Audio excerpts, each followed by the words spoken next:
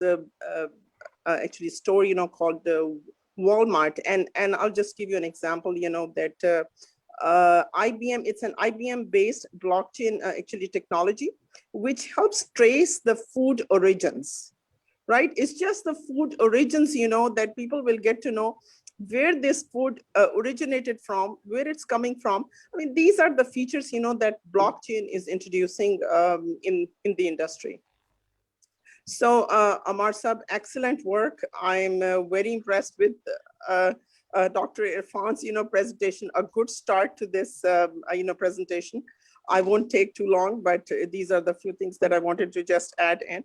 And over to you now. Thank you. Thank you, Uzma. Great resource. Now request Mr. Shahrukh Khan is chartered accountant by profession, and we are banking on him about number of fintech technologies and linking blockchain with the audit and account side of the initiative. Over to you, Shahrukh. Please go ahead. Ji, Assalamu alaikum.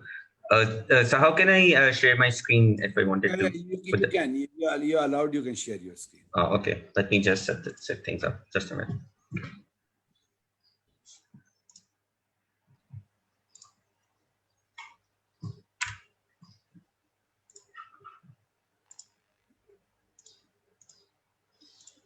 Can you guys see the screen now? Yeah, very clear. Please go ahead.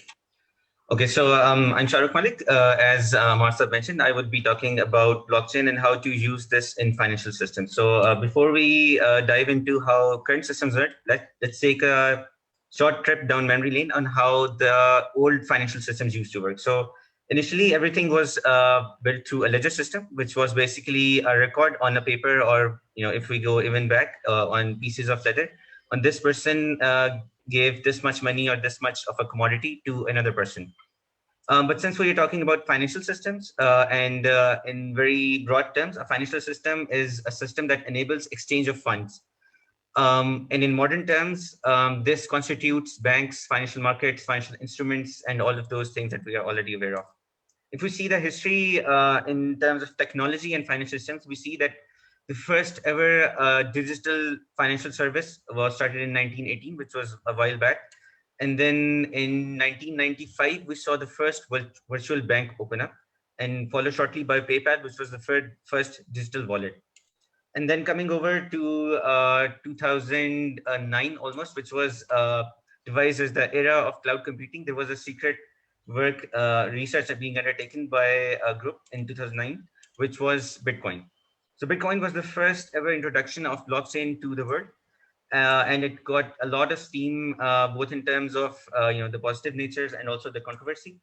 But in 2013 and subsequently in 2017, the price of Bitcoin started going so much higher in terms of return on investment that people actually started noticing cryptocurrency, and in return they also started noticing blockchain. So what happened was everyone was interested in blockchain by 2017, and all of the major consulting firms and also the major cloud providers, they started offering their own blockchain or cryptocurrency front ends. So the position now is that a lot of governments are accepting cryptocurrency. There are a lot of big companies that are trying to use blockchain for supply chain management, for funds transfer, and all of those things. And every cloud provider is providing blockchain as a service, including Microsoft, which had Ethereum. IBM has Hyperledger, and there are a lot of others as well. There are some controversy, surrounding blockchain as well, but that's how things are. So what is blockchain? So blockchain is basically a distributed ledger system, which is more than one software or hardware. It's basically a suite of technologies. Essentially for financial systems, what it means is that it is a file store. Basically, you can record financial transactions, medical records, land titles, anything that you think of, you can record in a blockchain. The way it works, how it is different is that three things basically lead to the benefits of blockchain. The first one is how it tracks data and how it stores data. So what it does is it creates a block for every transaction that you make. So think of this like funds transfer or any accounting record. It would basically generate a block for that. And what a blockchain system would do is that it would link all of these transactions in a historical chain. That's where the name blockchain comes. and then link them up with a cryptographic hash. So at the end of this, there would be a specification on a time-stamped server that this amount or this status of this specific item changed to this other item. So in a real sense, it could mean, for example, a person buys a land from another person. So at the end of the blockchain, it would state that N buys something from Dave. This then proves that the current ownership is held by N. So the benefit is that if you yourself wanted to change your own data or some of the data that you have on record, you could change it, but the network would capture it and it will then revert it back. This is because you're not in the blockchain yourself. You're connected to a network which is actually decentralized and distributed. So if even someone else wanted to change something, the whole network would identify the change and it will notify the whole blockchain. So what this does, it creates that trust in the data itself. So any financial systems that are based on blockchain, they automatically have a trust in the data itself. So how this is proven is that because there's a cryptographic puzzle to be solved, it is difficult to change the data itself. Secondly, because every computer, every device that is processing the blockchain network, which is basically called mining, they have to undertake a proof of work system, or it could also be proof of stake or some other terminology. But in general case for Bitcoin and most cryptocurrencies, it's proof of work. So because they're all connected and solving a puzzle together, they undergo a process called proof of work. So that this system also generates trust. And thirdly, because the result of the proof of work is being verified by all of the nodes in the network, if someone was to provide wrong results, the other nodes won't be able to verify it, and then you know that this transaction is not correct. What this means for financial transactions is that you don't really need intermediaries. At this moment, you have to rely on lawyers and banks and financial institutions to process transactions. But with blockchains, you can do it completely peer-to-peer. So going back to the example of Anne and Steve, let's say that there was a dispute on who owns a specific piece of land. Both of those guys would have their own records available. They could share it with a lawyer who would then verify the documentations available and then declare that whoever is the rightful owner. But we saw in this constitutes a lot of time and money, and as we saw with the blockchain, that it is very easily provable just because it exists on the data. So that cuts down on the time and money involved, and what it allows is that a single block, or basically a series of blocks leading up to that block, which is basically shared by everyone, that can prove that you own the specific line. So what this does, it connects people. It changes the way you're accessing data. It changes the way you're verifying data. It changes how you transact, how financial transactions go. But it has to be understood that blockchain is not a specific application or software. It is a specific type of technology, and it's not even a single network. There are a lot of blockchain networks out there. For even a single type of blockchain, for example, Bitcoin, there can be more than one network, and you have to understand that you can have the same technology powering up more than one network. So what this allows is that using the same technology, you can have public blockchains, private blockchains, and even public-private hybrid blockchains. So some part is public and some part is private. So that's it on the blockchain. I hope everyone was able to understand how blockchains work for the financial transactions. But let me also state what the problems are with the current system. So at the moment, we lack trust on data and people. So that is why we need intermediaries. Secondly, there is a high security risk because of the cost the cost of this is passed on to the consumer, because all of the institutes who have to provide security, they charge us for this service. Then there is manual recording. Even in the top tier banks, all of the reconciliations are done by humans, and there's a lot of room for error, and also there's a huge time cost. Finally, there's a lack of traceability because everything that is changed in the financial system has to be manually traced out and then reconciled, especially when it's an inter-party transaction. So the solution with blockchain comes by increased trust in the data itself, because the data cannot be changed. If it's written down by the right party, which is also signed by the right party, it means that the record is final and it is correct. It includes high traceability because everything is in a soft form. It is very easy for APIs and software to access the data and then convey any summaries that you need. Finally, it is automatic because, like I said, it's all digital, and it is also inherently secure because of the specific transaction structure that we're going. It does pose some set challenge. Blockchain is not very, let's say, regulated in a sense. So it does have, it does need some work to be done in the legal framework, which is one of the main purposes of Blockchain Center of Pakistan, to help Pakistani government and also globally to develop, to devise a policy and to develop the whole structure. Then, because it's a new technology, it's not very easily understood by the people. So the one thing that people don't understand with blockchain is that you have to have personal responsibility in your digital assets. At the moment, everyone is used to having a username and password, but with blockchain, it's a little different. So you have to be personally responsible of your digital keys and all of those things. And not everyone understands that at the moment. So that's a challenge on why there's a low adoption on blockchain. Thirdly, there needs to be a cultural shift. Everyone is centered, everyone is kind of, they know that a centralized server where you can, there's just one data store which you can access, and you just have to secure that single point. That is the way that the technology is moving towards. But with blockchain, it goes back. It doesn't prefer centralized structures. It actually wants distributed systems. So there needs to be a cultural shift on the developer side, on that they need to realize this. And finally, in some cases, blockchain can be overly transparent. So this has two effects. In one side, not everyone is as honest as they want to be. So they may not want some information to be shared. Secondly, some information is supposed to be private. So for example, anything concerning national security, that has to be private. So some of those systems might not be ideal to be transported into blockchain. So coming over to me personally, what I'm doing is I'm building Hisab, which is a blockchain platform. We are doing a lot of projects through this. I won't bore everyone with the details, but it has there's a potential, like any blockchain network, to go into all of the verticals that we know that blockchain can, go up with.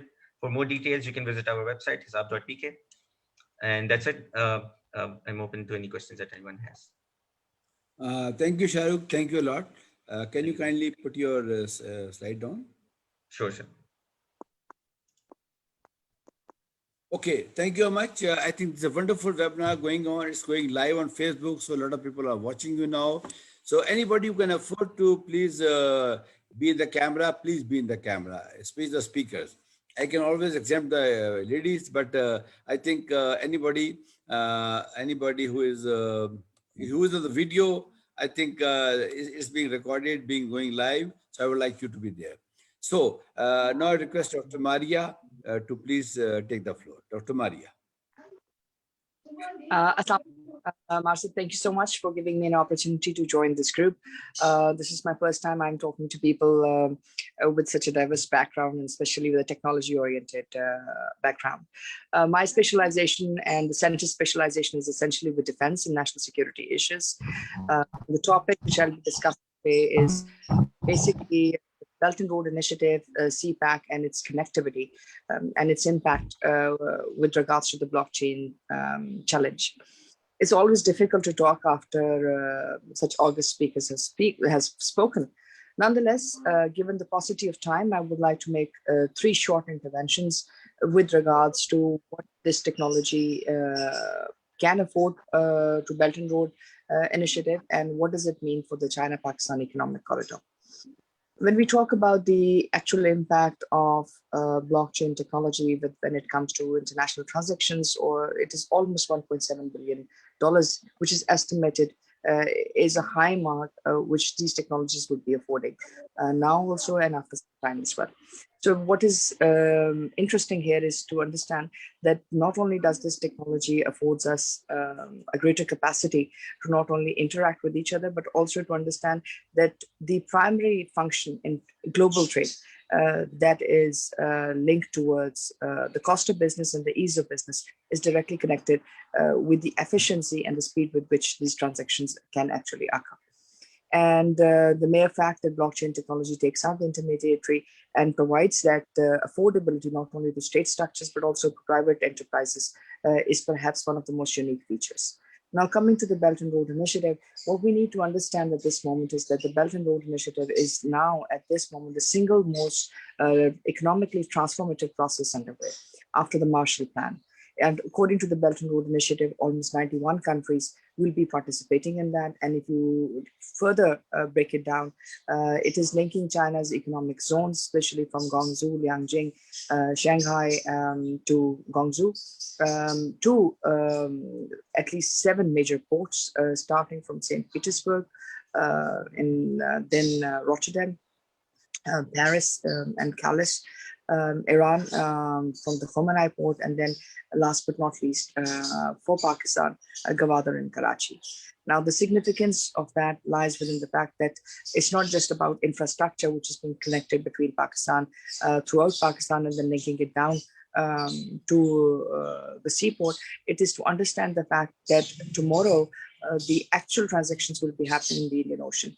And if you look at that, it is believed that at this moment, since 2006, up till now, there has been almost 293% increase in the actual trade volume, which is passing through the Indian Ocean.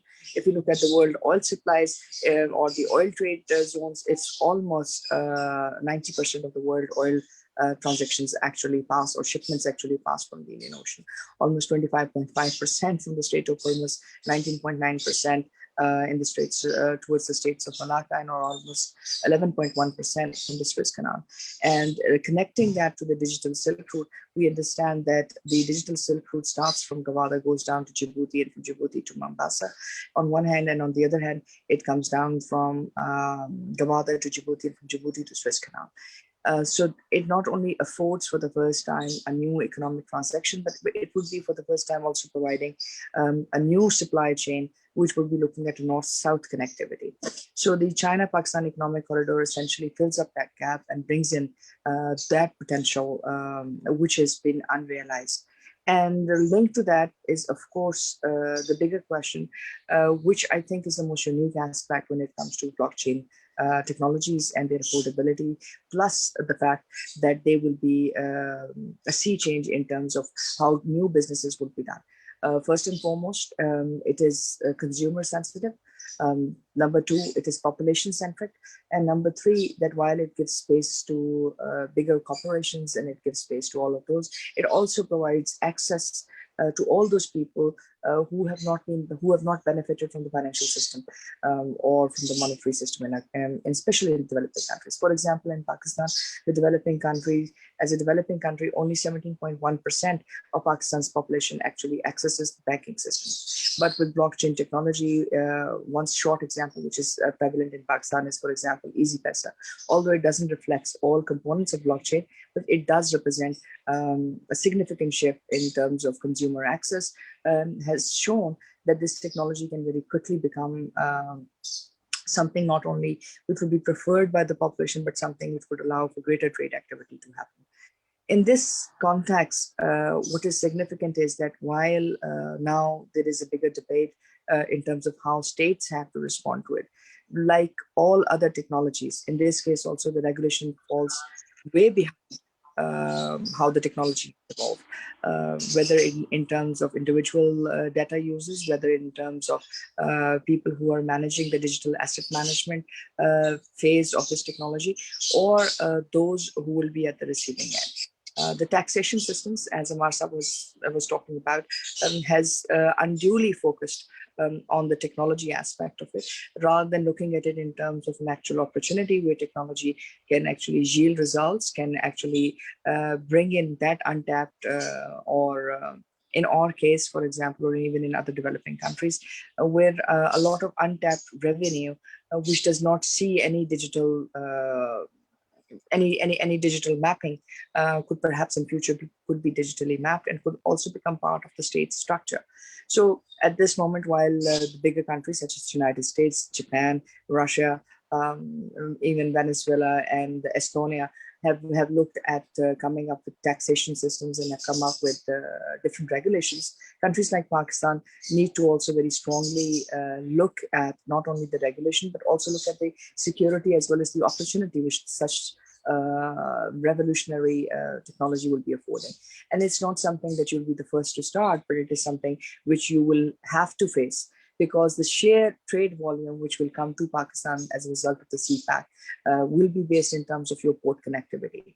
And if you just look at the port potential, Singapore, after 30 years of development, stands around 471 MNT, and UAE in comparison, or Dubai in comparison, is around 126 MNT. And if you look at that from Gawada's point of view, the untapped potential of Gawada is 400 MNT. And if we further develop it, it will go to around 800 MNT. So this means that the trade volume alone in just 1 year will, if we do not connect to the sea lines of communication, we just connect and focus only on China-Pakistan Economic Corridor, would be around $1 trillion, which would be passing through. And if we connect it to the sea lines of communication and the actual trade which is passing through the Indian Ocean, also, we're talking about $3 trillion of trade which will be passing through. So this is just the trade volume which will be passing. This does not cater or factor in the development of the special economic zones. It does not factor in the development of digital cities which will be there. And linked to that is also the bigger challenge which perhaps this region would be looking at, and that is also going to be the stability of the blockchain technology in this region. That is one, energy production. That how are we going to be managing the energy production? How much share of the energy production will be carried through that? And number two, the placement of clouds, technology, servers and others, where could they be placed? The Himalayas definitely offer one such opportunity. So this basically means that it's not just about land road connectivity which will be offered through the China-Pakistan Economic Corridor or through the Belt and Road Initiative. If you're talking about 91 plus countries and we're talking about base technologies, we can look at different aspects of it, also in terms of high population and high technology sensitive market availability, to also secure placement of such technologies, and also sitting at an economically more viable route which can allow for these things to happen.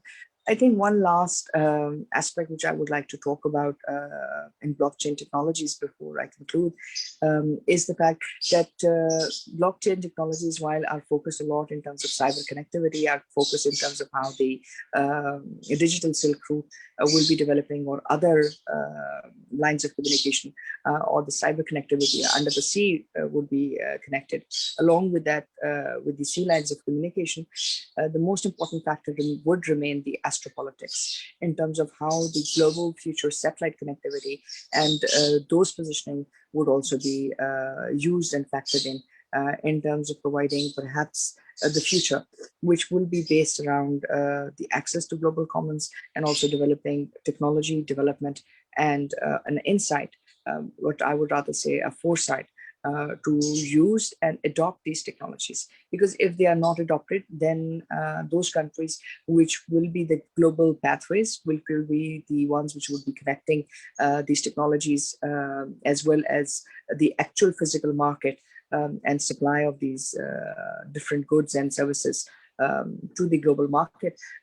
If they do not rope themselves in, then someone else would be doing these negotiations for you, and how that will factor in the interest of almost 22.2 million people in Pakistan, or for that matter, the regional population, which surpasses almost 1/5 of the world's humanity, will be a bigger question mark. So while we are talking about the potential within Pakistan, the fact remains that after the Belt and Road Initiative and the CPEC component, we are going to be talking about global connectivity, and we will be talking about global supply chains, which will require a rethink, not only in terms of how we see trade, but also how we see actual transactions between trade, services, and establishing a supply chain, which is not represent that the battle for the surplus value is essentially within those who become technology leaders. I think Pakistan affords a very special and a unique position in that. And with regards to this, listening to all the blockchain technology developers and those who have been linked to it through this seminar, it's also clear that this is the future which needs to be very seriously dwelt on. whether it, in the case of Pakistan, whether it is about election commission using this for electronic voting, to the banking systems, to the land registry, we see that already bits and pieces of this technology are already in use. But more needs to be done if we have to truly appreciate the real value of the Belt and Road Initiative, and along with that, the China-Pakistan Economic Corridor as actually the gateway towards technological transformation, trade and connectivity, not only for Pakistan and China, but also for the region. Because unless and until there is no win-win there, a win-win solution is not brought in, the net effects of this technology will not be delivered for all. So the future will only depend in terms of how north, south, east, west connectivity builds up and uses these new transformative technologies for development and progress, not only for this region, but for the world at large. I thank you all for your time and consideration for listening to these small interventions. Thank you, Marsa. Thank you, Dr. Maria. Wonderful talk. Eye-opener for everybody. Firstly, I would like to request the speakers to please keep on watching the group and the chat so that I can announce the next one. Okay, actually, the next speaker is having some internet problem. So I request the next, that is Ahmed Hamadan, to please. I would request the speakers to please introduce them briefly, because I can introduce everybody, but I'll take long time. So just your name, your organization, so that everybody listening to you can understand about you. So my friend Ahmed Hamadan, are you there? Okay. Actually, few people are having some internet problem. Okay, please go ahead. Ahmed Hamadan, please go ahead. Ladies and gentlemen, thank you so much, Ammar, for giving me some time on this panel. Heard some interesting, thought-provoking ideas and concepts, learned so much from the astute speakers that we've had. And what I'd like to do is introduce a few more things for people to think about. My name is Ahmed Hamdan, and I represent Decrypted Solutions. Right? But let me talk more about what we're facing today in the world. How many of you are using digital banking? I'm assuming it's quite a few, right? How many of you are participating in global trade? Is the process simple for you? Is it difficult? How many of you wish that it was easier and say, hey, I have a great idea. I'm going to make it easier for everybody else. But what do you do about it? Not much. I mean, did you know that the digital currency, digital banking right now, right, is simply a manifestation of digitizing an analog process? They simply take what you're doing today in a manual process or a paper format and convert it into digital and call it digital bank, which is really a pretty sad approach, but that's the best they can do from a marketing perspective. Marketing and their visions are great, but technology or the implementation hasn't caught up. So truly a few digital banks exist today. Right? We're right now in the midst of an evolution in currency as we know it. So what I'm talking today about is digital currency revolution, staying away from blockchain and the implementations, right? So what do you do when you're faced with a problem? Most people typically seek a solution. They ask somebody, they ask others to help them with it, right? And when many of us are facing the same problem and trying to solve for the same thing, we share our concepts and we try many things. The result is, as the dust settles, right, people embrace a path of least resistance. Similarly, embracing a crypto is one such revolution. Many have resisted, thrown curveballs at it, and created legislature to prevent it, but mass adoption is happening. It's not easy, but it's happening. Now, many institutions are embracing it as well. Financial institutions are considering it. Regulators are working hard to determine what they can do to regulate and streamline. Regulators are also creating their own version of it. There's talk from The Economist magazine this week. They talk about central bank coin. SWIFT is being challenged. SWIFT is the global network for financial movements, right? Russia is working on an alternative to SWIFT right now as we speak. They want to not destabilize, but they want to say, hey, you know what? They want to take away the monopoly of SWIFT. So many countries right now are looking into how to embrace revolutionary currency. Emerging from it is a new form of currency called central bank digital currency. Central banks are working on pilot projects today to determine the best approach and are developing new policy as well around central bank digital currency.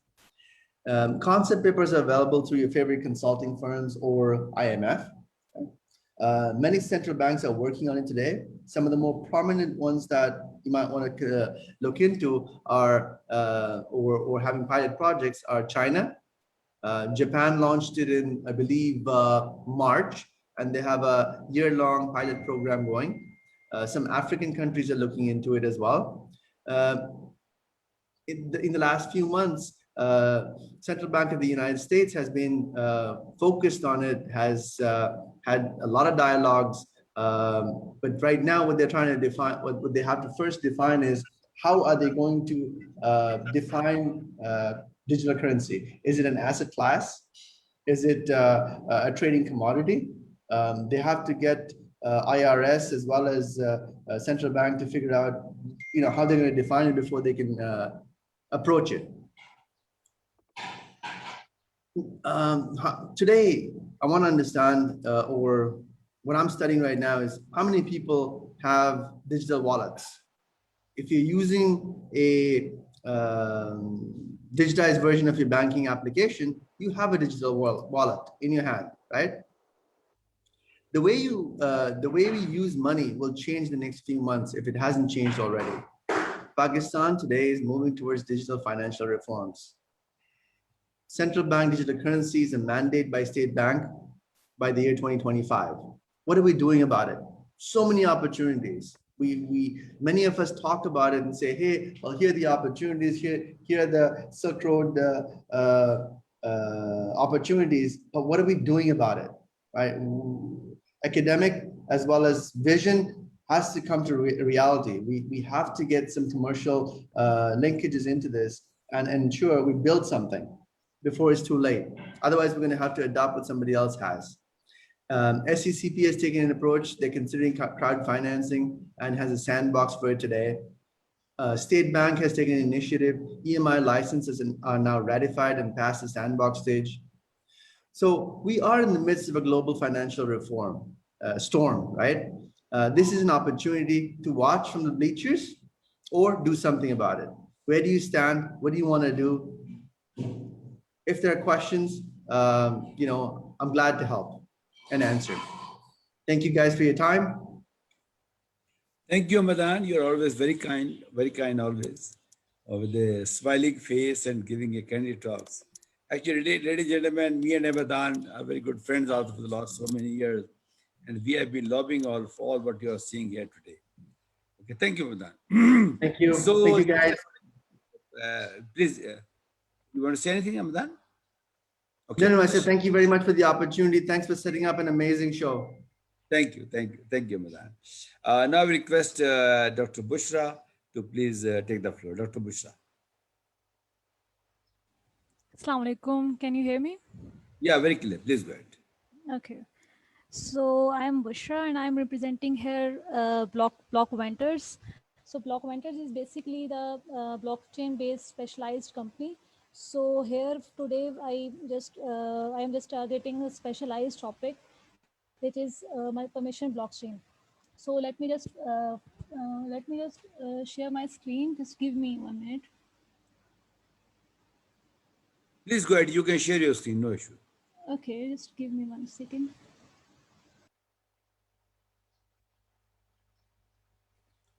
Nisha, you want to say anything? Nisha, you want to say anything? Yeah, can you hear me now?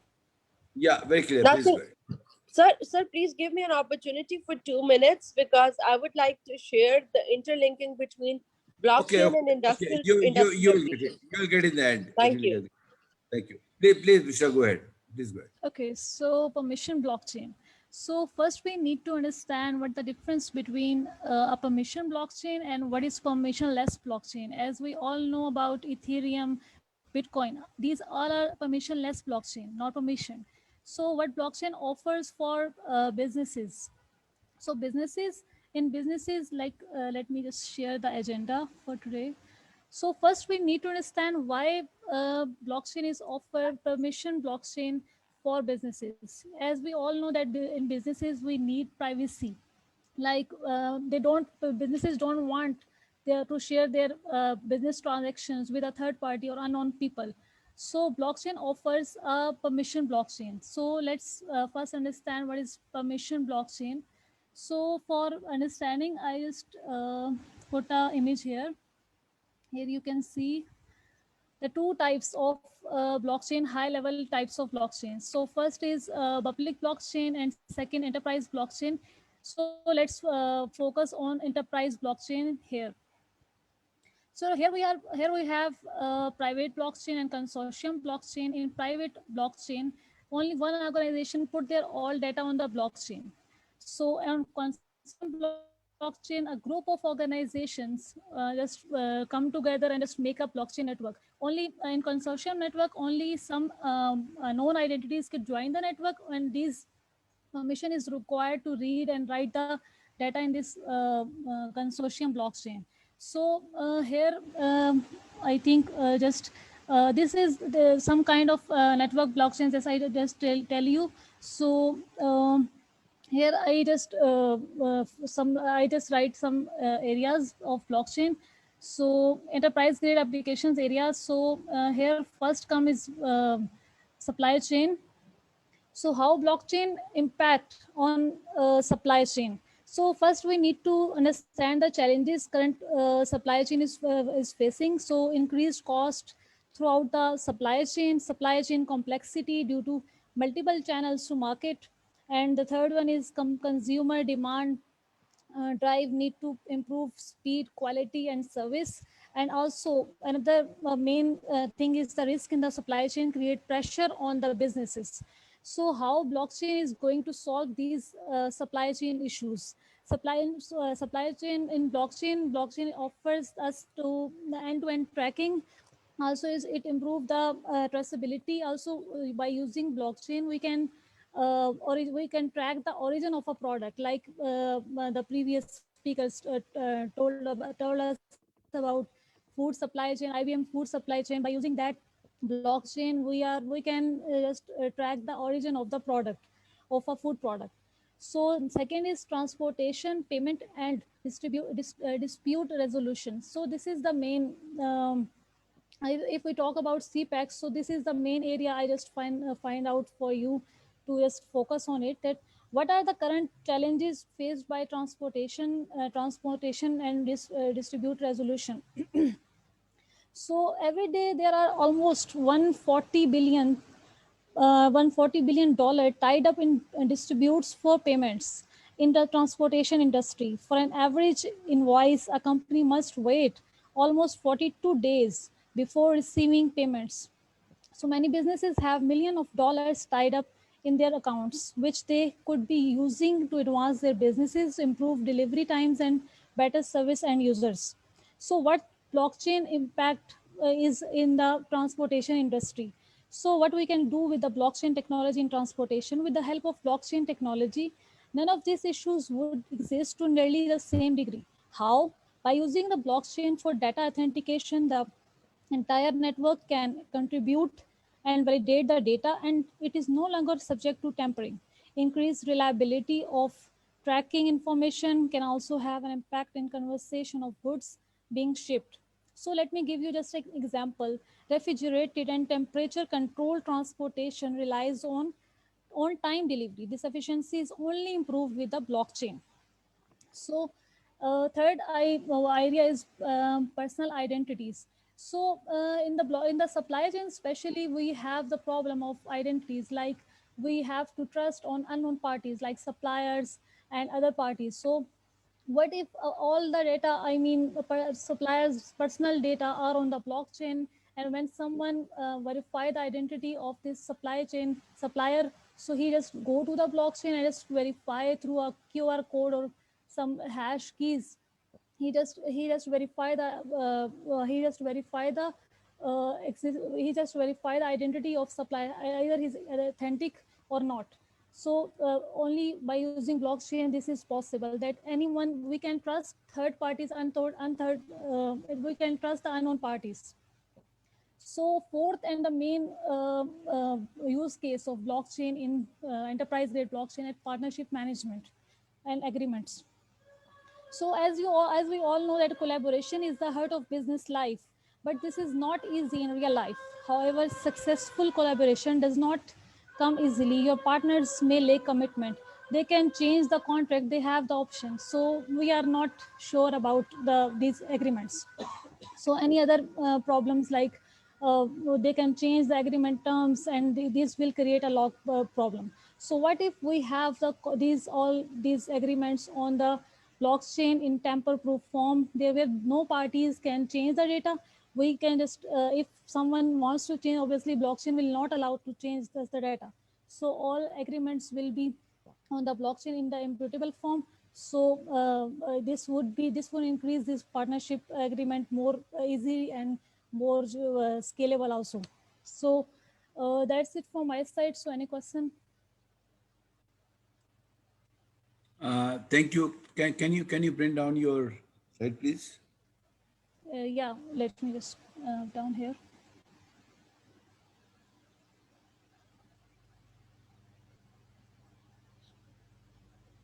Okay. Is Miss Bisma back? Bisma, are you there?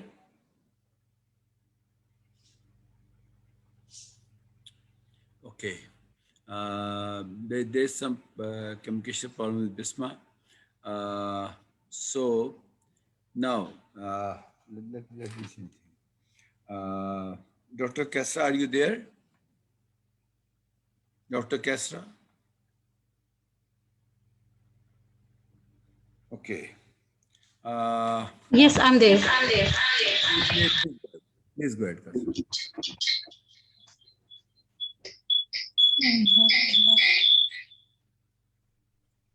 Please go ahead.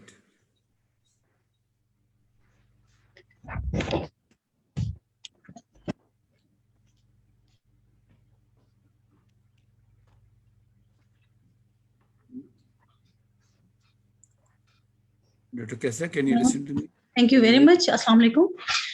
I want to present some slides. I just need to check how can I share. Can you please introduce yourself? Every speaker.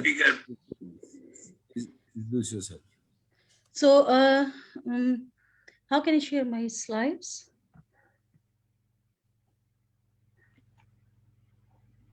Screen share is there. You can share it easily. Go to your desktop and just click the button. You can share it. I'm on the desktop. Wherever in the folder your slide is, you can go there, just click it and you are there. Okay. Ma'am, you're going to click on the share content and then you will be selecting the slide. I'm just gonna.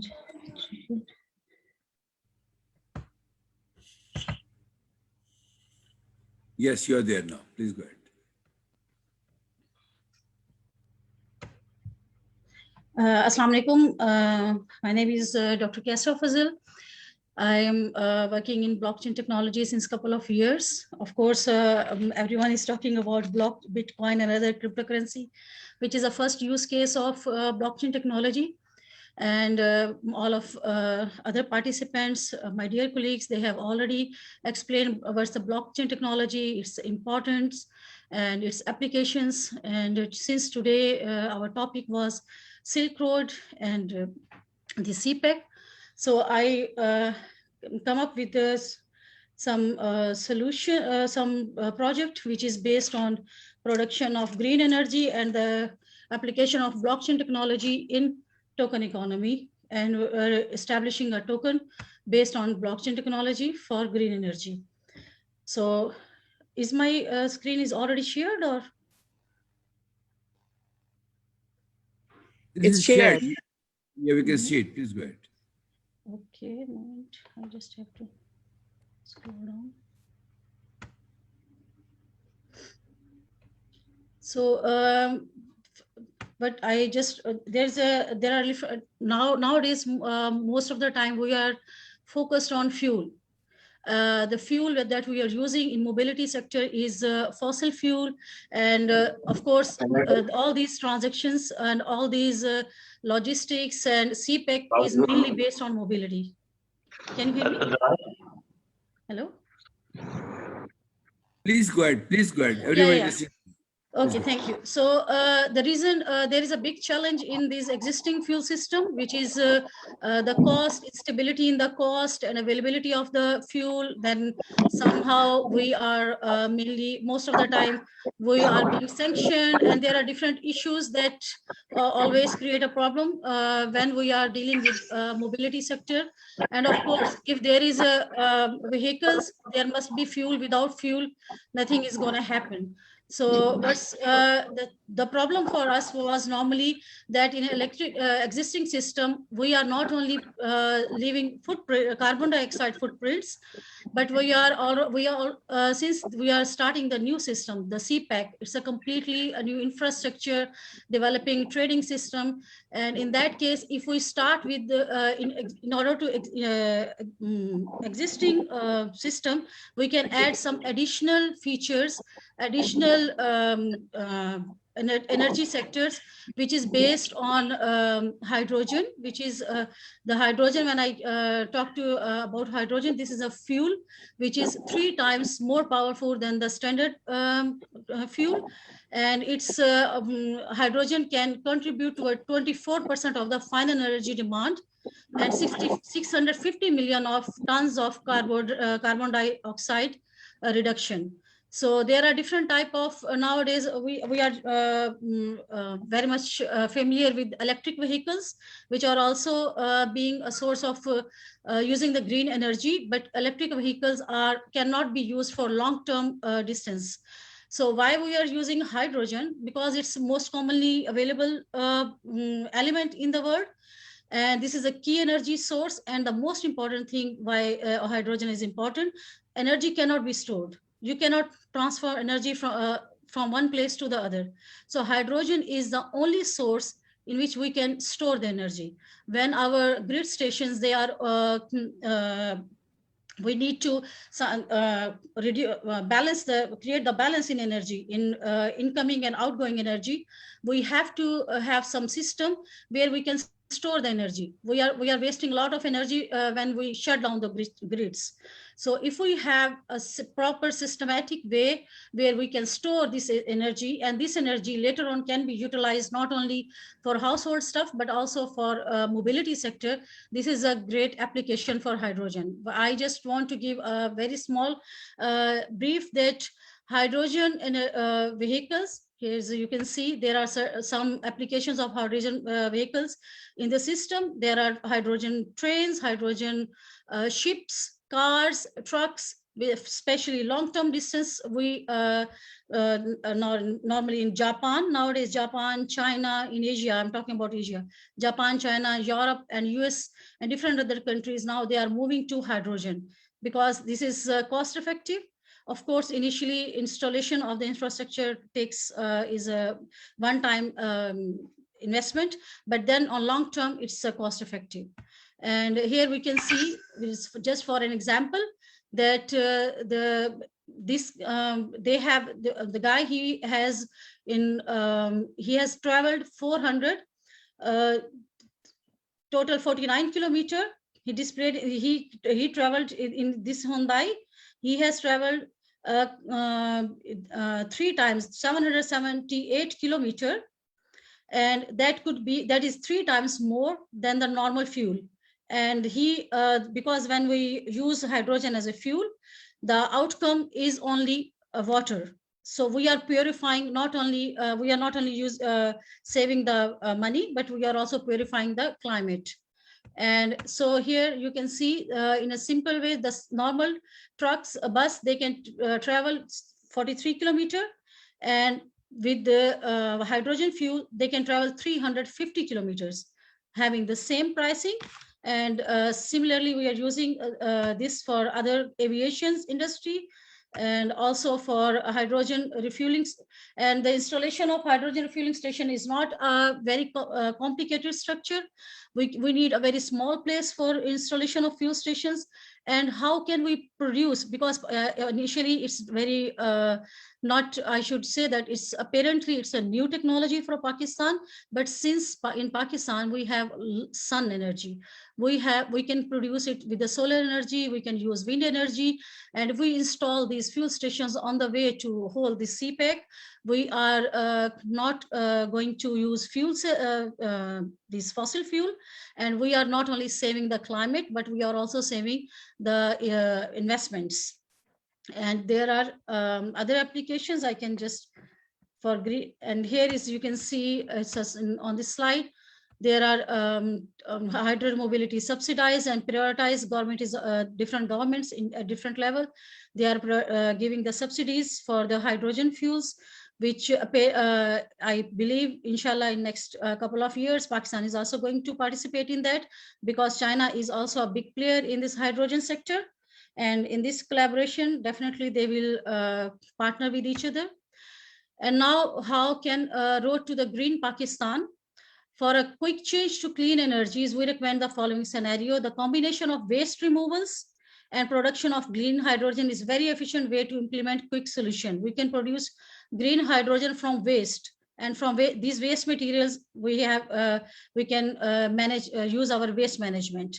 And besides, we can also produce synthetic fuels.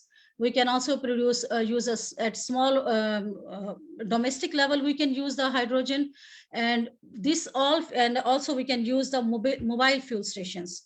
Why I took this topic on the blockchain? Because my concern is to establish an ecosystem based on blockchain technology, where we can use our token system. We can use a token economy. We can establish a blockchain technology based system, an ecosystem where we can, where currently I'm working on a project in which we are developing a trading platform for energy. What this trading platform is doing, we have our own token. I am saying that now in Pakistan, we are going to have our own token. This token is used for, like it's a hybrid token like Binance. We can use as a utility to buy the fuel.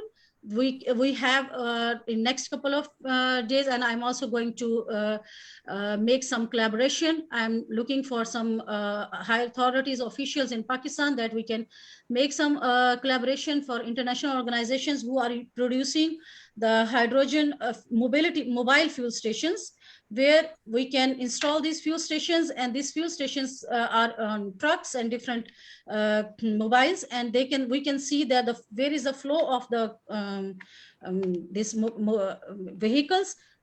This fuel station can move there, and on the blockchain technology system on the app, a user can see that where is the fuel available, how much is the price of the fuel at that, and can I book the fuel at as early as possible. It's like an Uber system.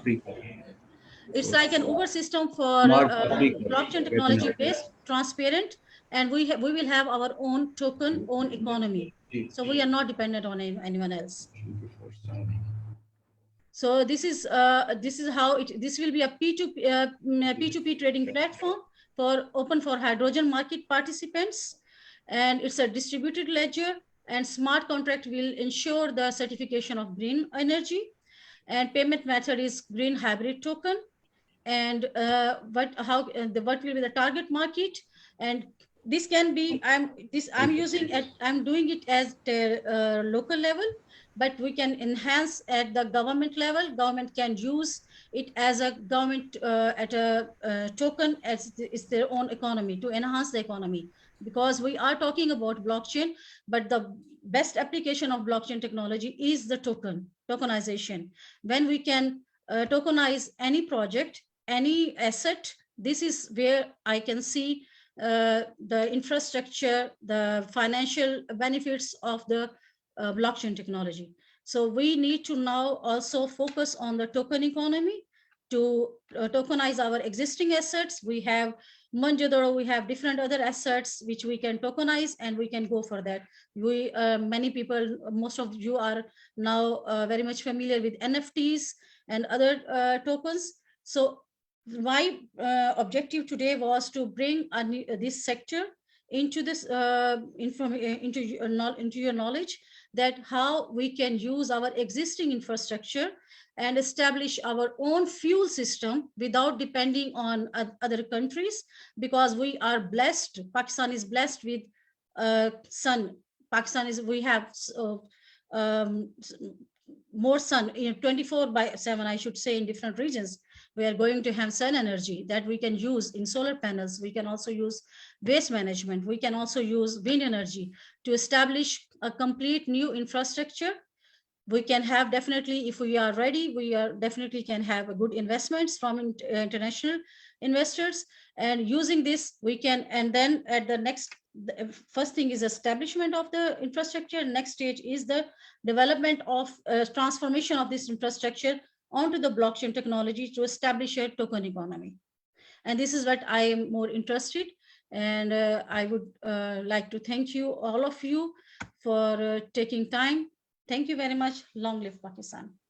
Thank you much. Can you bring down your presentation? I will share it with you. I'm going to share it with you. No. Can you bring down your presentation? Okay. I can just like this. Just stop sharing. Stop sharing. Stop sharing. Here. Okay. Thank you, Ammar. Thank you. Okay. Our next speaker is a very valuable person for me, Mr. David. Mr. David is an amazing person. And we are working together on a number of international projects on blockchain. And David has really offered us something which is very exciting for me. And it's a proud honor for me to announce David and one of his colleagues, they have offered to work on Urdu blockchain. You know, he's talking about smart contracts. Actually, already working on smart contracts.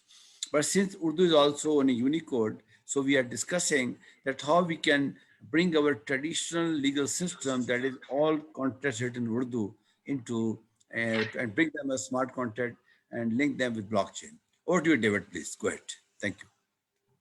Thank you, Ammar, Jaffri, and welcome everyone from London, early in the morning here today.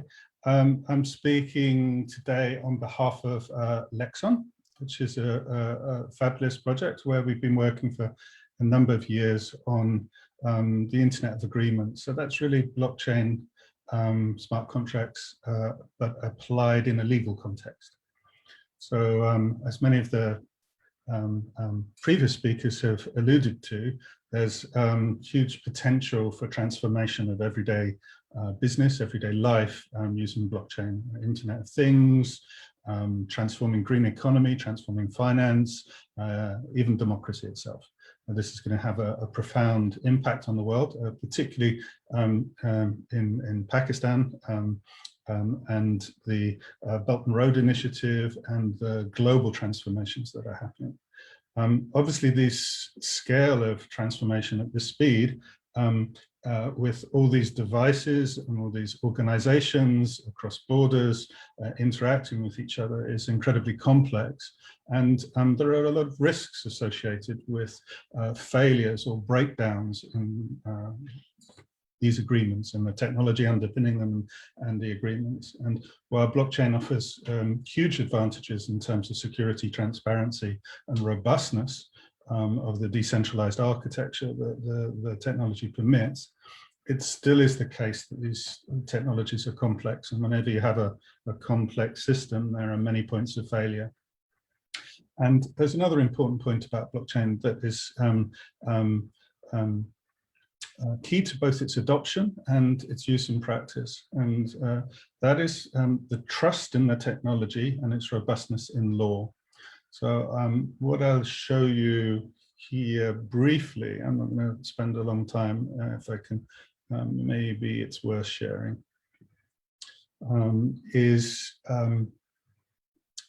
what a smart contract looks like in conventional blockchain language. So here we have a smart contract. It's a very simple, I'm not going to go into it, but it's actually a very simple piece of code that implements an escrow contract. And the problem is that this, for the majority of people, is unreadable. And there could be things in this code which I'm not really prepared to agree in, but I'm being convinced that to enter into agreement with something I don't understand. And this is not a meeting of minds. This is not, therefore, a legally binding agreement. And this offers an extra hole for a lack of trust between the parties and an extra point of failure in which people can claim they never entered into that agreement, and therefore opens up the agreement to legal challenge. And this is what basically the language, the blockchain language that we've been working on for a number of years now does, because this language is a language which is both, and I'm going to just do a 2-minute demo here of a version that we worked on over a year ago now. We're currently refactoring that for the second generation of this language. But this language is a language which you can write in natural language. So we can localize it to any language in the world. We've done it naturally in English to begin with, but also in Japanese. And we're very keen and interested in working with Blockchain Center of Pakistan to do it in Urdu. So what this language allows us to do, and this editor, if I just paste code onto the left here, this code that I'm pasting automatically generates the Solidity contract on the right. It also can compile down to several other languages. If you have a look at this code here, if I maybe just simplify it here, this is just says it's a Lexon code, and it says, it just defines some concepts: payer as a person, pay is amount, fee is an amount, and so forth. Something that anyone can understand. And this we're proposing doing in Urdu, working together with lawyers and coders to port the language so that you can write your contracts, your smart contracts in Urdu, as well as English. And this therefore stands up in a court of law. A judge can read this. This language has been crafted and needs to be crafted. It's called a constrained language, in such a way that a judge can say, yes, you've agreed, you've signed this contract, and it's understandable and the terms are clear. So in this case, you've got the language says the payer pays an amount into escrow, appoints the payee, appoints the arbiter, and also fixes the fee. That's the essence of an escrow contract. If you compare that to the Solidity on the left here, which is unintelligible to anyone apart from a programmer, let alone a judge or the party signing it, or a contract in Sophia, you can see the power of creating code which is both automatable, that's a smart contract, and a legally binding agreement between parties. And the power of doing that in the context of Pakistan is to basically simplify, make more robust, and make more transparent. That is, democratize the legal agreements, the internet of agreements that is the future basis of trade and commerce across the world, and to leapfrog, if you like, the antiquated systems, placing the control in the hands of not coders, not big multinational companies, because this is a free open source language that anyone can write their contracts in, make agreements with other parties, and yet robustly scale these in a way which is far more secure than anything that mankind has used before. And we're very keen on piloting this language, developing this language together with the Blockchain Center of Pakistan, and looking for application areas.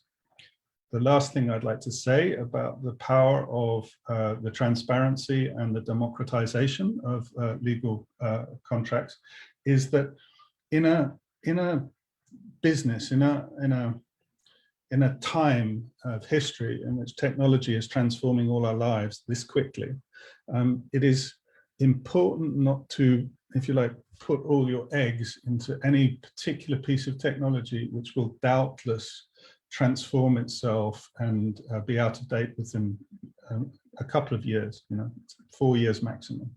And definitely blockchain languages and the code bases that are being developed for them will rapidly age.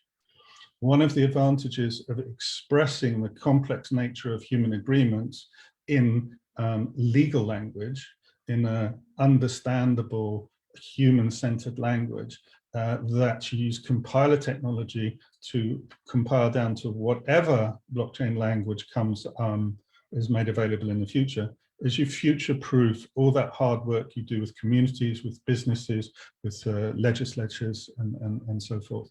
And when you're really looking at the future of languages that human beings use for global commerce and for regional trade as well, you want to make sure that all that slow, painful work in terms of gaining trust, adoption, and making those agreements, very complex agreements between parties, which is very context, locally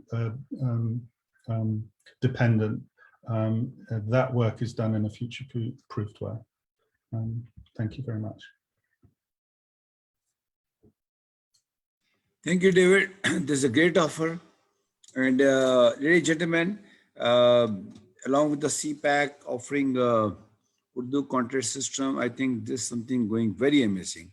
So maybe the next webinar we will have only on this, having some legal context which is blockchain enabled in Urdu.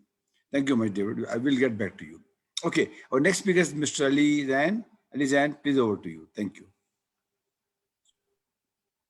Thank you. Hello, everyone. This is Zain. CEO at iDiffusion. We're working in the blockchain technology for the past 5 years. And tapping into multiple use cases into the core blockchain, that is into the supply chain automation, agri-tech supply chain, along with that, healthcare sector. So we have been doing some deep research into core use cases of technology. Can you all hear me properly? Dr. Kasra, please unmute yourself. Dr. Kasra, please unmute yourself. Dr. Kasra, please unmute yourself.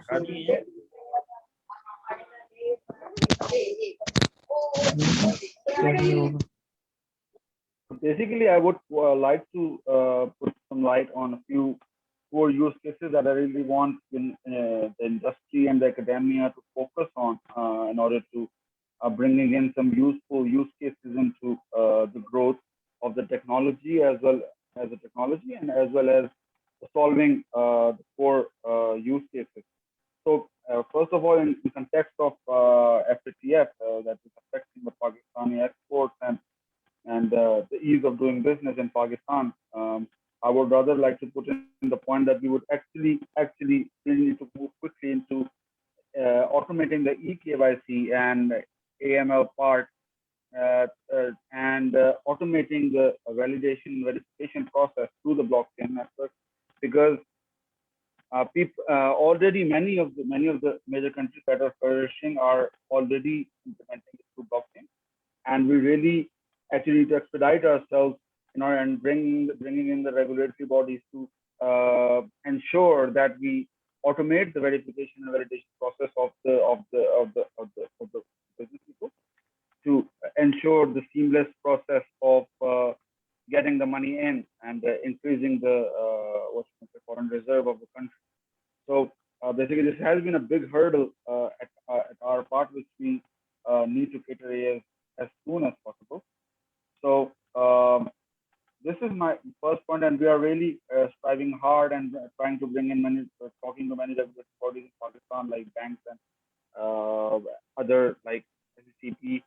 So basically, I would actually like to say that we have to move fast into this and bring in the eKYC model for automating this process and bringing in the ease of business. That's my first proposal in front of everyone, and would actually like to have your input as well, because we are doing extensive research on it. and want to bring in the best solutions and present it to the regulatory bodies from our part. Along with that, as we are a growing agricultural country, and we really need to add, we are exporting in agriculture. So I would really want everyone to actually think around the lines of doing agri-tech-based supply chain automation to ensure the transparency and the quality of the product that we are actually giving to the exporting globally. So for that matter, we have to actually come up with good use cases for every exporting agricultural food that we are giving to the world to ensure and actually make the quality of the product transparent. So for that matter, we are actually collaborating with one of our partners in Mexico who have been working on smart farms, and we are trying to implement a small use case to actually ensure that their users, their end users, are getting the quality product through ensuring that all the stakeholders are involved in the application, and they are entering their relevant quality checks that they are utilizing using to ensure that the product is being delivered on time and with quality. So I really wanted to bring that as a note to for the people of Pakistan, because we want to grow in exports for agriculture, and we want to ensure that the best product is going out of our country to different global markets. Along with that, I would really suggest that as WTO has suggested to move things to different for automating the trade, they are actually advising all the trade organizations, big trade organizations, to move their supply chain cycle towards blockchain. So we would actually suggest that we would actually need to go to setting up our trading mechanism over the blockchain solution to actually be compatible to the world's data for the trading assets. So based on that, that's a pretty what I would say, that we should really expedite ourselves to bring in the systems to actually be compatible to the world's data of trading information, so that in the case of CPEC, we are being part of the network rather than being left behind as a data structural approach. And the fourth major industry that I really want to put focus on is real estate tokenization. I think in Pakistan, it's the most common mode, it's the most trusted mode of investment all over in our country, and people really feel that it's safe to put in money into real estate to gain major profit. So we really want the SCCP and FPR to actually look into this to see what maximum level of tokenization and regulation can be achieved in this regard to actually tokenize the best assets being considered in the region. And we actually want that all things be put at one place so that there is no issues in regulation, because of course the regulation has to be taken care of in this aspect, as a major money inflows and outflows are being carried out to it. So would really suggest that we should really come up as an industry and as a country. We should be putting up things forward to make it a one circle. And for example, we should actually, in the real estate, of course, we need micro level investors to actually come in as well. So for that matter, we can actually tokenize the investment cycle for the micro level investors. And along with that, we can actually automate the rental process, which is also a hassle in our country because of because of the banking system and micro payments. We can actually automate the rental process through the blockchain as an architecture. So I think there is a lot of room as a country. We should really need to think of in a more global way, and how world is transforming through this technology and things like in this specific sector. So I thank you all for giving me time to speak in such a great environment and such great speakers. Thank you, everyone. Thank you, Margaret. Thank you, Lizan. Thank you. Assembly, are you there? Assembly, can you hear us? Yes, I am. So please, I think it's your turn now. Ladies and gentlemen, Sam Lee, we are proud honor to have him with us. He is the CEO of the Global Blockchain Center. He's a good friend. Sam, over to you, please. I'll be thankful if you can have your window. Sam. Hey, Sam, welcome. We can't hear you, Sam.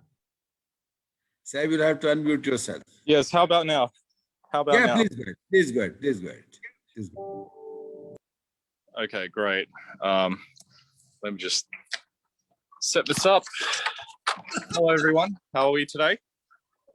Just fine. Just fine. Please go ahead. So, yeah, thank you, everyone. And thank you again, Ammar, for the opportunity to speak. My name is Sam Lee, founder and CEO of Blockchain Global, and also the founder of the not-for-profit Blockchain Center in Melbourne.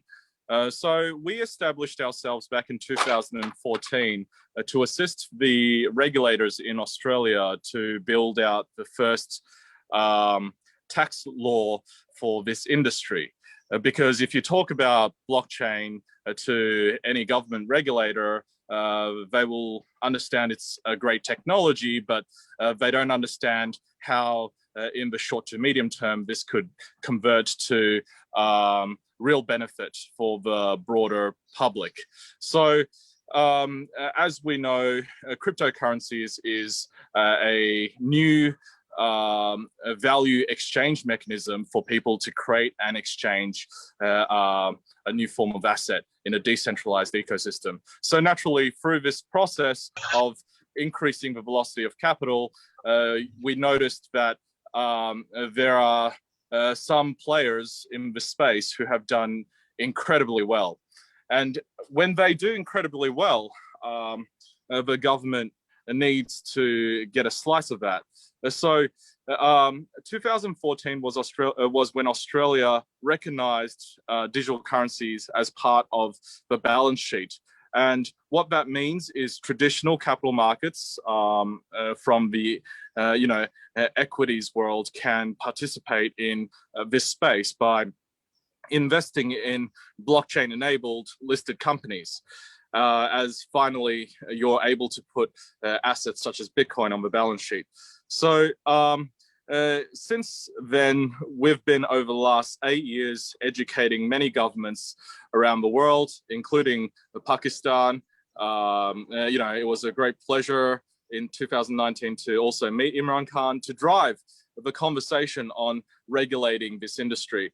As we firmly believe that regulation needs to come before innovation, as innovation is too risky in this industry, as we are dealing with, of course, the people's money and not just information.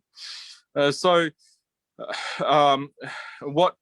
we're now working on post-COVID is building out our exchange footprint off the back of the successful regulation that has landed in this industry. As shareholder of some of the largest exchanges in the industry, such as Binance and Huobi, we're perfectly positioned to bring projects to the ecosystem and help them access funding and also access new markets. That said, what we'd like to further collaborate with, because there cannot be a tax outcome, there cannot be a vehicle for people to capitalize from this new way of creating and exchanging value without the tax ruling.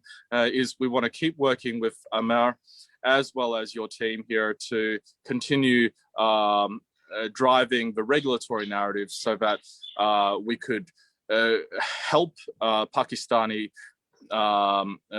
startups as well as entities to leverage this new form of capital raising and consensus building. So just a very quick story, because as you might know, this whole cryptocurrency thing has been going a little bit crazy lately. And it's actually very different to 2017 in the fact that things such as Dogecoin, which is which was created in under 2 hours as a joke, now sits at a market cap of larger than some of the Fortune 500 listed companies. Why is this so? Well, it's just through this new mechanism of consensus building, people are able to participate in a decentralized way.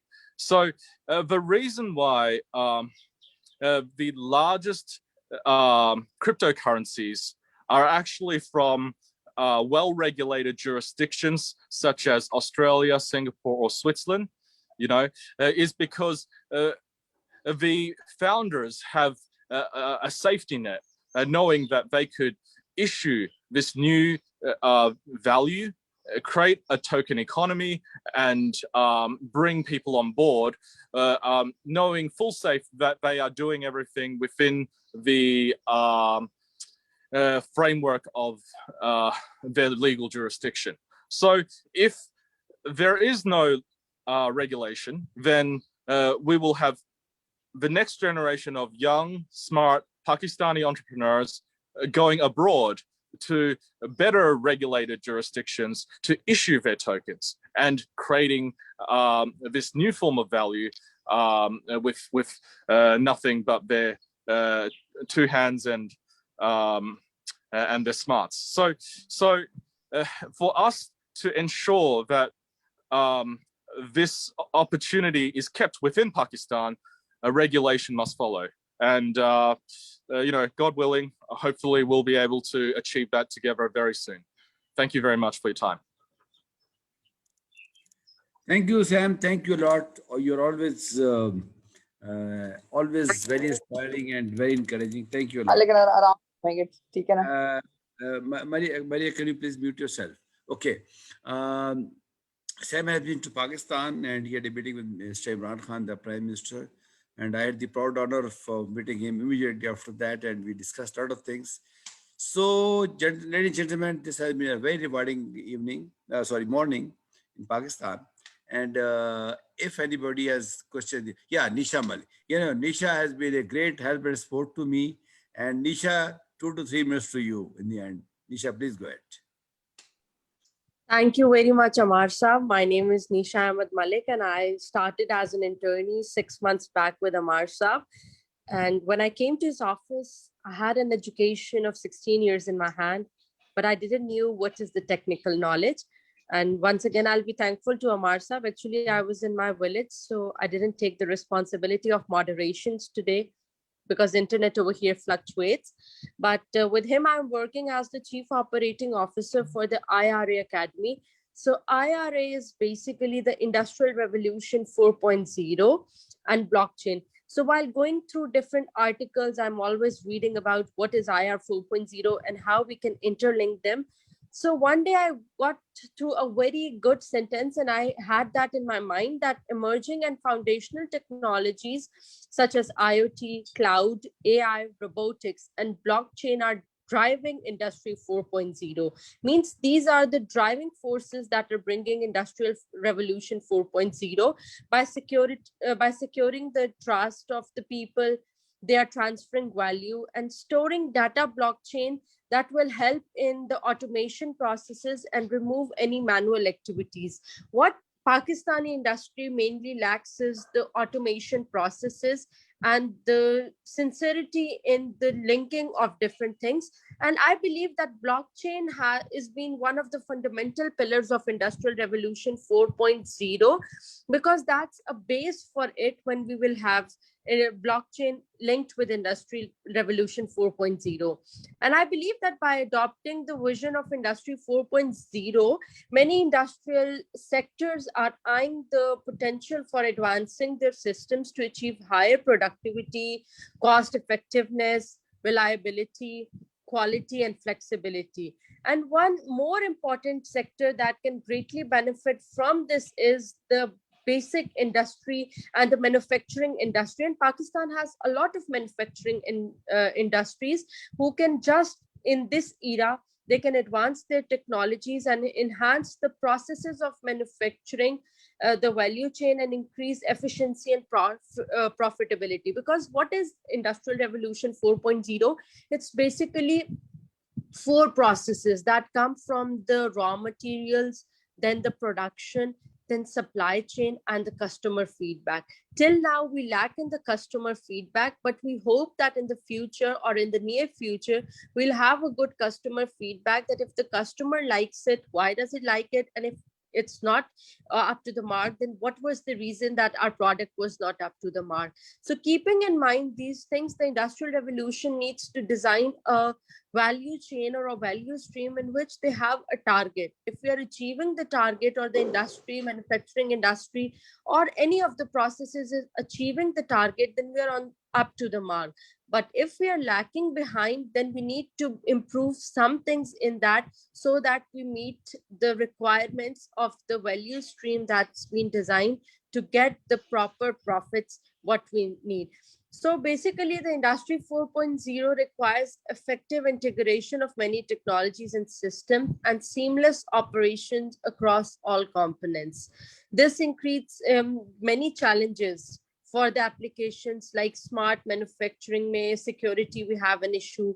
Trust, we have an issue. Traceability, reliability, agreement automation within the things. But several of these challenges which we face in Industrial Revolution can be addressed using blockchain. So blockchain and Industrial Revolution 4.0 are linked somewhere.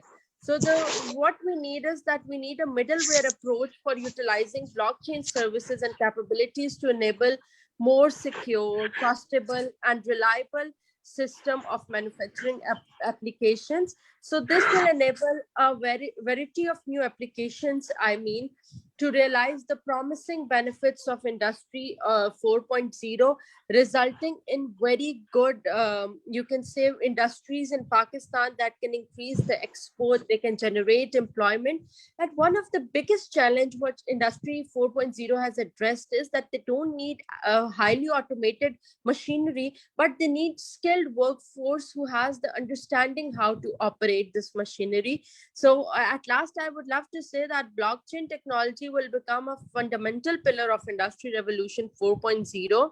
In implementing blockchain, the global manufacturing landscape will grow to become more agile and more productive as the community embraces an interconnected, distributed ecosystem that maintains the trust of the ownership, and people are more reliable and they are more trustworthy, and the buyers are even happy on things. As I mentioned before, that everything in Industry Revolution 4.0, we must say that these things are interlinked. And what I mean to say is that people have different standards, the best quality, the lowest quality, and the qualities will even be addressed by the machines. So this is all from my side, what I had a little understanding of blockchain and Industry Revolution 4.0. And I think I was the youngest or maybe the least knowledgeable speaker, but thank you very much, Ammar sir, for giving me the opportunity to speak. Thank you. Thank you, Nisha. Thank you a lot. Ladies and gentlemen, this has been a very, very rewarding session, and I think everyone has learned a lot out of it. We are actually overshooting our time, so I think I can take one or two questions. Raidaman, you have some question? Raidaman. Okay. To my understanding now, if we can link the supply chain with blockchain, which is the diverse subject, I think we are hitting on the right target. And as Sam Lee has said, that Pakistan has not only to make blockchain developers and blockchain regulatories and infrastructure for Pakistan also, but for the entire world also.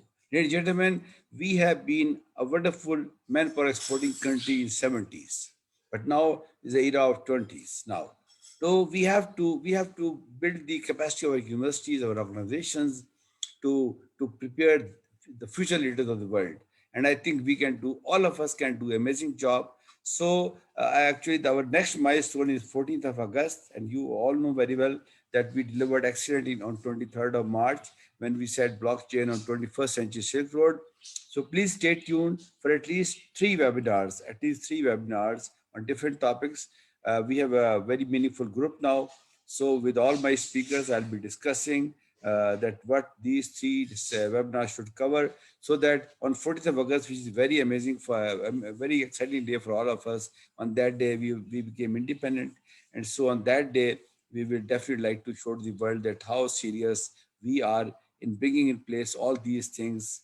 So in the end, if anybody wants to give any comment, the departing comments, please just unmute your mic and say anything you like, any session, anything, just anything, please.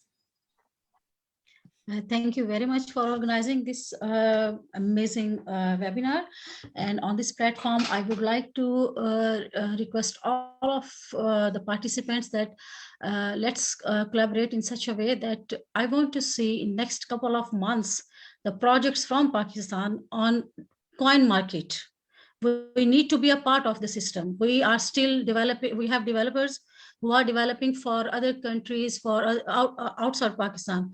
We have a lot of potential, lot of assets that we can use. We can implement these technologies, these assets to be a part of the system. Now we need to be a part of the system instead of just watching and observing the people who are the part of the system and being, of course, motivation is a good thing, but it's a time to act. This is my request to all of you. Thank you very much. Ammar, I'd like to thank you for bringing us all together, bringing some great minds together. Great conversation, great interaction. Let's keep this momentum going. And if there's anything I can help with, guys, do reach out. This is Ahmed Hamdan with Decrypted Solutions. Thank you very much, Ammar Saab. It was a pleasure here, and it was very informative and enlightening experience as always. And the concepts by the concept of lag zone by David is a remarkable idea. I think it could be a game changer. And it was a pleasure hearing everybody. Thank you very much. Ammar Saab, I would also like to just, home in to say thank you so much for making me part of this initiative. It's something remarkable which you're doing for not only for Pakistan, but also for the region. Because if we stand educated, we have a better chance of not only making the government structures, but also other policy relevant circles to understand the importance of the transformation which is underway. On behalf of the South Asian Strategic Stability Institute University, I would like to, give an open offer to all other partners that we work in the policy domain in terms of providing policy input. We'll be more than happy if some of you can give some input to write a non-paper on it, or maybe to come up with some fact sheets which can be then given to the National Parliament as well to other policy stakeholders, so that we are able to take hold of not only these developments, but also to be part of this change. I think we are already a little late, but it's not late if we are able to pick up the pace. And I think we have enough people on in terms of quality that we can make the necessary changes happen. So once again, sir, thank you so much for giving me an opportunity. And also on behalf of the center, I would like to extend my deepest gratitude for taking this initiative forward. I also want to add something, Sir Ammar. I'm from Motbarali. I'm from Youth Parliament, Pakistan, and I'm really thankful to you. Such a healthy session you arrange, and thank you for being a part of us.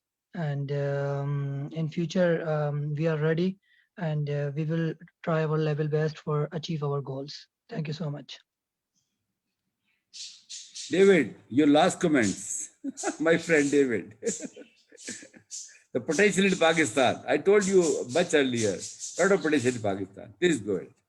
I'm just very grateful to be here, and I'm really looking forward to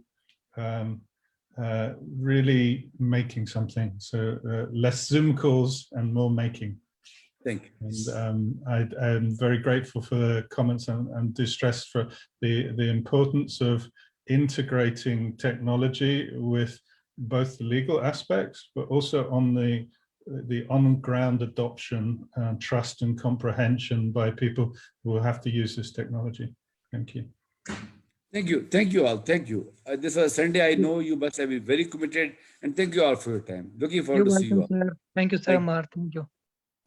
Thank you very much, Ammar Saab. Thank you, Allah Hafiz. Thank you very much to almighty speakers. Very much.